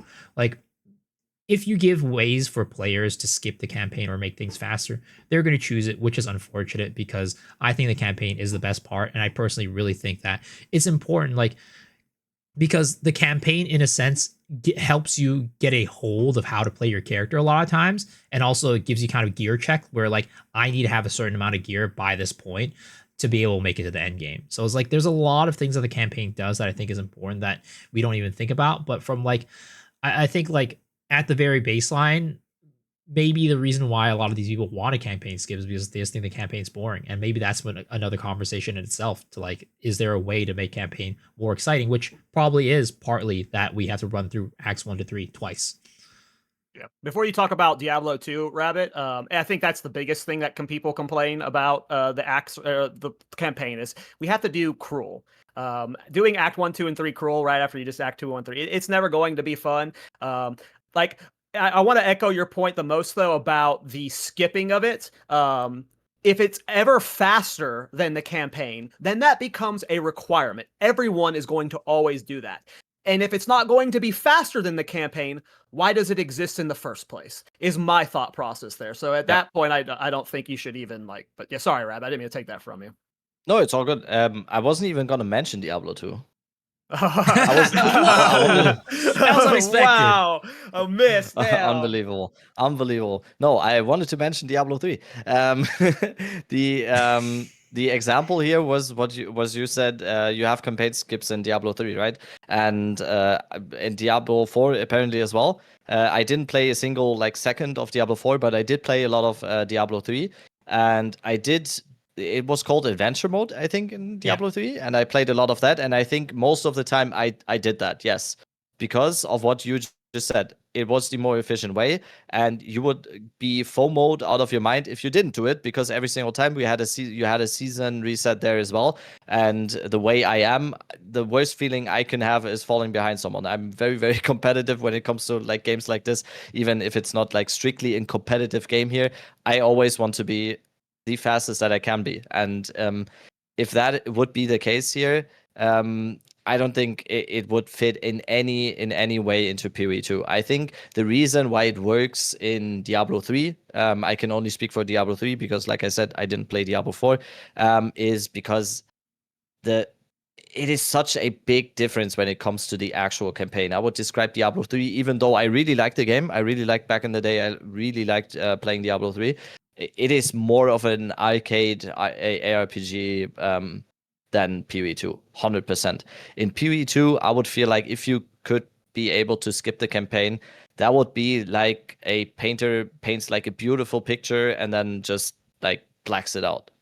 Because like you guys said already as well, the campaign in PoE 2 and what it builds upon as well. The campaign is basically the groundwork for everything that will happen after. What are you laughing about? That was the most German. Like, what do you mean they blacked it out? That was such a funny No, reference. no. It made me laugh. No, like they put a curtain in front of it or something. I don't know. They blacked it out. Like, Oh, or I see you what get you like a bunch of beautiful tattoos, and then you go like go black all over it, because like they did such a beautiful thing here. Yes. That we said this multiple times. What the game has going for it, and the main reason why most people are hyped about the game or excited for the game's future, is because the foundation is just so damn beautiful. The game feels amazing. The campaign, when you actually hit stuff, it just the vibe of the places, everything just fits so well. And adding something to skip all of that would just be that is crazy to me. Even, and I think that is what people in the comments here on YouTube or whatever would probably take as the number one reason here, is they don't want to do the campaign over and over again on multiple characters. But I think when you are actually through with your first character, then after, for every character after that, when you look up like a small like setup for this league especially, you could have a alternate character through campaign in 3 hours. Even if you were slower, it's like 4 hours. And I think expecting that of players on an alternate character is not too much to ask for. I just think it would be very, very sad to I don't know if destroy is the right word, but like destroy the beautiful things that have been built here. And it is the game, and every ARPG is supposed to be like a progress. You cannot start here and go from here to there. It's gotta be a progress like this. Oh, yeah. And to take that away would just be crazy, in my opinion. Yeah, it became one of the biggest problems, like the noob problem, whatever you want to call it, in World of Warcraft. Like when they added the level 80 boost to the game, you were given a character that was like fully kitted with all the skills, and you had no idea how to play it. But when you level the character from 1 to 80, you get the process of learning the skills one by one. You get to build on top of like, what stats do I stack? Like, these are things you learn through the process of the character. And that is like, if you were to like, I'm not saying anyone's advocating for like a level 70 boost in PoE 2, but like, let's just say you were to like campaign skips and you give it a fully kitted character at level 60, there's a lot you have to learn from like 1 to 60 there. You're not just like sabotaging like your personal experience, but you're sabotaging your knowledge gain there. It's you're cheapening the entire experience of the process. It's silly to me. And Gormus, someone in the chat earlier mentioned that PoE 1 at one point tried an alternative to the campaign. Do you know what they're talking about? They said like some alternative campaign leveling experience. I have no idea what they could be referring to. I don't I'm believe curious. so. Like in PoE 1, it used to be worse. You used to have to do campaign 4 times or 3 times. Like I think it was like 3. before there was a period in time where it was 4. I don't think I played for that. But like there was a point where you're going through the full like whatever they had out 4 times, and then for a large amount of years, like 3 times, you're going through normal and then cruel and then merciless of acts 1 through 3 and then acts 1 through 4. And you just you get to the mines in Act 4, and then you would never do merciless like the third time through like Malachi. You just get the skill points real quick. Okay, so it was Muzz that said it. He said they tried endless delve events and alt ascendancy. Oh yeah, those were like specific race events. Oh, okay. Like the endless delve was like a special event. The endless ledge is like a special event. They weren't like ever added to like the base game, from what I recall. So, what would you guys say to the people who are like, I don't want to play through the campaign again on like an alternate character, especially because like time wise, I just don't have the time. Do you just tell them maybe you shouldn't play a second character, or like you don't play 2 characters? Then see you next lead, bug. Like it sounds like you don't like POE 2 enough. Like it sounds like it's like if you don't like, I'm not saying like you should like it more, but if you don't have that drive to level a second character, you don't like the game in front of you enough. I guess like. That's I don't there's no solution I can advise for this person. Like the game in front of you, if you is not fun enough for, and some people, like there are a lot of people who are one character Andes who will play one character for 3 months. Like some people, like ARPGs aren't necessarily designed for alternate characters, you know? They're a one character deep dive for a lot of how the game is designed. So I don't know. I just feel like I don't know what you tell that person besides maybe the game is not 100. Like there are altaholics. And this might not be an altaholic game. Yeah. I think if you don't appreciate what PoE 2 has done in terms of campaign and in terms of campaign bosses and campaign experience, I don't know which ARPG you would like then. Because, yes, you might like the instant gratification type of ARPG, like the mobile type game, where you just get everything like thrown at you. Whether you do anything or not, but I don't think that is the type of ARPG that most players will enjoy and will be playing for weeks and weeks and weeks on end, because you can see it. Like Last Epoch is a good game probably, but we have seen it live with the last like leak of Last Epoch. So many content creators were like hyping up Last Epoch as the new messiah of the ARPG genre, and everyone's gonna be the most insane game of all time. Literally 3 or 4 days later, it was completely dead. And yes, you swap out instant gratification and yes, I'm having fun right now and I'm getting everything that I want. But what you get in return is everyone will be quitting. Everyone's gone in 3 days. And just me personally, I don't want that. I'd rather have something where I need to invest some time, where not everything is given to me like without actually trying, where I actually have to do the kind of stuff to progress, because that is why I play ARPGs, because of progressing. And just to hop in here, I know some people are saying that pay to skip or whatever. This would be completely free. This is not a paid thing. Oh yeah. This if there were ever a campaign skip, it would have to be completely free. I don't. No, that would open the door for everything, and then we have Blizzard like cash up. And if that is the one way to make me quit PoE 2. Oh, absolutely. And I don't think that will ever happen. No shot. No shot. That if there's ever any like pay to skip, pay for whatever other than like stash tabs, and no, that is the way where I'm like, bye, goodbye. Yep. And Gormus, any thoughts on what he just asked? I mean, I definitely understand like the people who feel like who are busy in real life. Like I work a lot myself, like somewhere around the range. Like I've been going a little lighter this year, but like last year I worked like 80 hours a week. Like when you're busy in real life and you only have like an hour to play at a time, it is a bit tough. But like that's kind of ARPGs in general. Is it's kind of the time sink video game out of like all of them, like where you need a lot of it. If like what you can do in the game is just measured by how much you're able to play end of the day. Yeah. If you like want to compete in like play like leagues and whatnot instead of like just playing in standard. Yeah.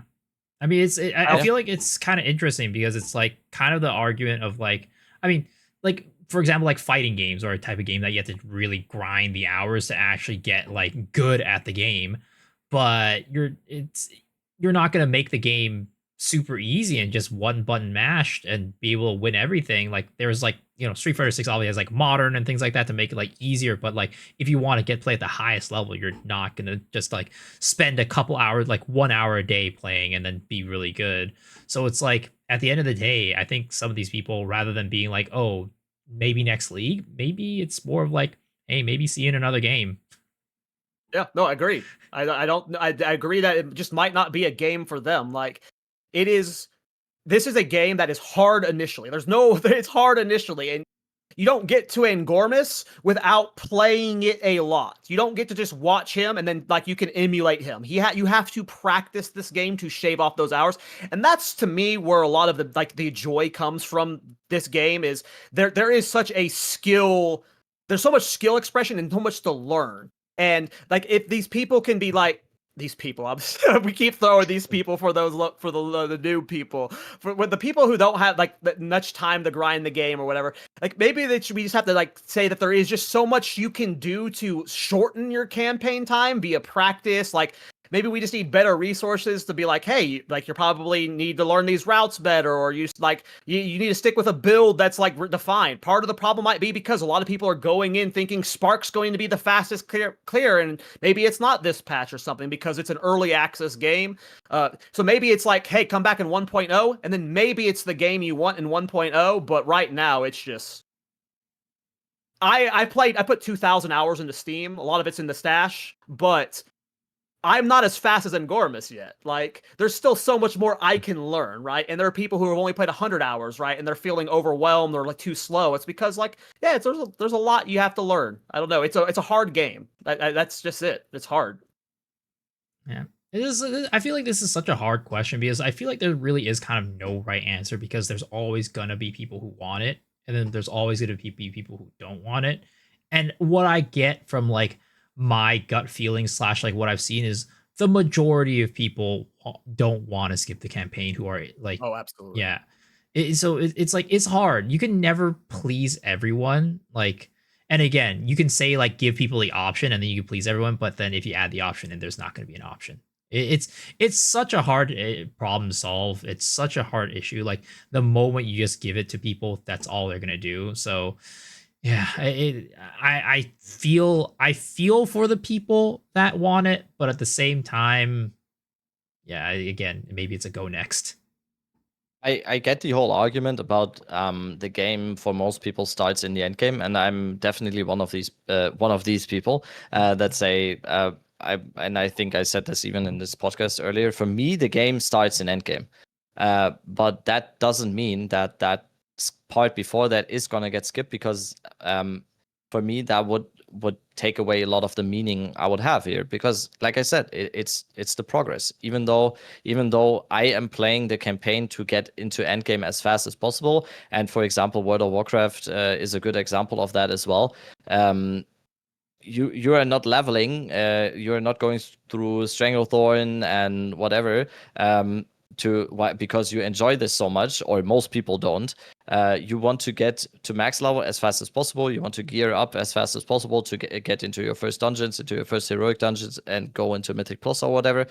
But the process or the way there is still heavily important, even to me who just wants to get to endgame. It is absolutely important, and I think it's a huge over exaggeration. I have played POE 2 now for 3,000 hours already since release. I have done the campaign maybe 100 of those, so that is even if you are like me and are not the biggest campaign lover or whatever, you're not gonna. It's gonna be a fraction of the time you will be playing this game, even if you don't enjoy it. And I think you should enjoy it though, because it's a good campaign.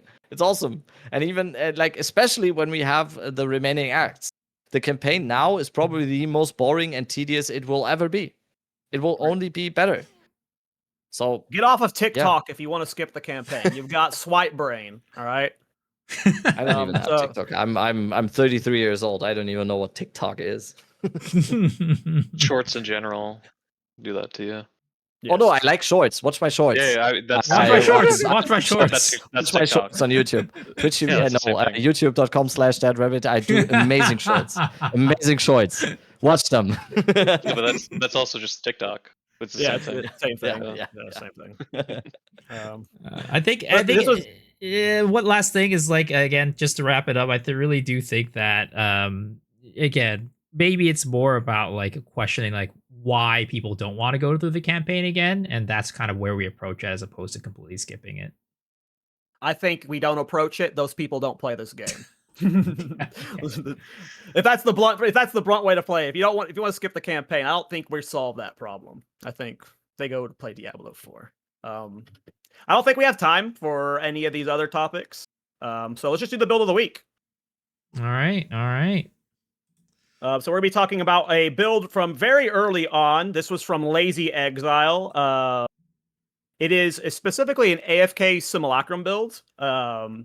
As you can tell by Lazy's name, Lazy likes to do fun little idle-esque builds, and this was one of the coolest builds at the start of 0.3, in case you just happened to forget it. But yeah, it's essentially a build where you are AFK in Simulacrum, and that's its only functionality. It's not okay at mapping. It's not okay at pushing tier 4 Pinnacle bosses, but it can take Simulacrum really well. The core of the build is Blood Barrier. It's a shield that when you take damage, you do a percentage of your life back to the enemies. When stacking this with Ritualist, using the extra rings, the extra life regen, Sacrosanctum, which lets you recoup energy shield, using the Hammer of the Faith for the shrine buffs, just getting as tanky as possible. As Lazy Exile was able to just kind of just sit there in Simulacrum. And, I love specialized builds. They're super creative. They're super fun. Obviously, like, it's hard to be like, I'm going to league start a Lazy Exile, AFK Simulacrum, because you can't level through the campaign through it. And it's like only endgame is doing one thing. But these builds are sick to me. Misa, what are your thoughts on something like this? I know you saw this build early on. Yeah, I mean, I thought this was super sick. It's just like taking like items and doing some cool interaction with them is always like, I don't know, in my opinion, very interesting. But also, I'm a righteous fire enjoyer. I'm a cyclone enjoyer. I'm a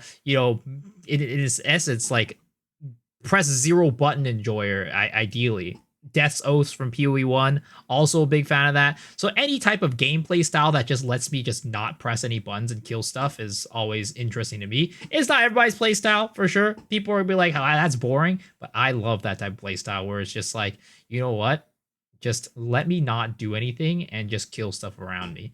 And like retaliate builds are also really cool. Like you play Thorns, obviously. You're a fan of retaliate builds and builds where you get to press 0 buttons and monsters kill themselves. And this is going to be the very essence of that. And I think that's just so cool. And it's like very tanky and survivable. I'm overall just a big fan of specialized builds. And yes, I am going to mention Diablo 2. It was a staple in Diablo 2 that you just had like certain characters for certain things, and I always really loved that, and that is still in kind of my blood. I had a Javazon for doing cow level. I had a MF warrior or barbarian for pit zerking. Pit zerker was called. I had a Zorik for doing pindles. I had like everything for everything, basically, or like Paladin for Chaos Sanctuary or whatever. I think that is just a very, very cool aspect that the game even needs more of, I think, because it just opens up such a big alleyway for some people to have like these kinds of specialized things. This character is really, really good at doing Sekamas. This character is really, really good at doing T4 Simulacrum, or it has something like really, really special about it that makes it so efficient at doing that certain thing. I think that's just a plus for the game. I think that's just very, very cool, because it will always be something that people can. It's always going to be something that it can still be on the list of your things to do in like End League or whatever. Yeah, I'm done now with Lightning Spear, whatever. I've played 3 months of Lightning Spear. There's 1 more month to go until the next league. Let me try this only Simulacrum build. I think that's a very, very cool thing, and this is an especially good example of specialized builds that I am personally always like really, really fond of. And Gormis, I know, like, based off what you just told me, how much you work, and then like seeing how you operate on your stream, you seem like a very efficient and like well-oiled like machine when it comes to your life. Do you find time to play like silly builds like this, to just play standard and go have a silly goose time with a build like this, or you just never even bother? This is not your jam. When I'm like playing for fun, like even somewhat casually, no, I like to be fast and efficient. I like to play like when I was learning Path of Exile 1 from the get-go, I was playing hardcore the whole time. I never played standard in Path of Exile 1 outside of like a little bit of speedrunning stuff. Like I outside of the speedrunning stuff, I don't enjoy softcore or like whatnot. I like to be able to do I want to do like endgame bosses. I want to play hardcore SSF. I want to like do everything with the same build, but like active playstyles are more my thing personally. Gotcha. How long do you ever just like play a season naturally for like a character off for like a month straight, or is it always just like I've hit all the checkpoints for the speed run, next character go? It's like my main constraint is that like because I work full time, it's like doing league, even like a league launch like this one, I got pretty lucky. I only need 2 days off. One if I can get a shift swap to like do the full first week, but after that, like I'm back to work full time. Like I'll only be able to play on my days off, so it is what it is. Gotcha. Well, appreciate having you on, man. I mean, we all like you're impressive, dude. The 6 wins in a row. Like, don't let anyone ever disparage you about like what you've achieved, man. 6 in a row is incredibly impressive. You put in the work, and you're a beast, dude. So thanks for coming on to the podcast. Keep up that grind, dude. Any shout outs you want to do, like show, like let the people know where they can find you. Yeah, I mean, I'm Angormus everywhere, I'm mostly on Twitch and YouTube. I don't really post anywhere else or anything. I hit live when I go live, and that's when I play the game. I like I'll be here for League launch, I'm playing probably at least 24 hours the first day because I can do like a hard push day 1. Try to push hardcore like SSF T4 bosses early on, ideally. Well, we'll be excited to see you in the next races, and we'll be seeing you on stream and stuff. Thank you for coming on. I'm sure we'll bring you back. I love this conversation. Hopefully we can get you in for a little bit longer podcast next time. Miso, go ahead and take it with the outros, man. Yeah, as always, find me on twitch.tv/MisoXshiro. I stream every day except for Sundays, though when the league starts, I think I'll probably go every day again. And then youtube.com/MisoXshiro. You guys are going to find the VOD there. And just before I pass it off to Rabbit, I know I can already see the comment section being very heated about that campaign skip thing. So guys, if you're commenting on this, be respectful, all right? A lot of people have a lot of different opinions. Just be respectful. Yeah, hello. Don't be. Go fight. Go fight. We can take it. Don't be respectful. Go fight. Come on. What else is there to do in life but fight? No, I'm joking. I'm not though. No, I stream on Twitch as well. I stream on Twitch TV/DeadRabbit. I will also be streaming. I am streaming every day, but just like Miso, as the time is right now in POE 2, I am taking a few days off from time to time. That will change when Point 3 hits. We'll also do a big league launch event and everything. And once Point 3 hits, I will basically just be streaming, sleeping, and eating for the first few weeks. So I think Gormis, you're doing HDSSF, right? Yeah, I'm gonna play HDSSF the first week. So and also different time zone than me, so we can share some viewers there. I will be doing Trade League and stuff. So yeah, August 29th is gonna be Christmas, Easter, birthday, everything. I'm so excited. Well, unlike these guys, my vacation from streaming just ended. I started streaming again, so just come check me out. I usually stream in the middle of the day. I make YouTube videos. I'm just going to start pumping out YouTube videos as we get closer to 030. Again, just make sure to check out our podcast on if you don't like the video format, we have the audio format, iTunes and Apple Podcasts. Please check them out. Shout out to Angormas. Shout out to these guys. As again, next week's podcast, we are not 100% sure the date yet. As soon as we have the announcement of the POE 0.3 announcement stream date, it'll be announced when the next podcast is. But we'll see you guys then. Thanks again, Gormis, and you guys have a good one. Bye. Peace out, folks.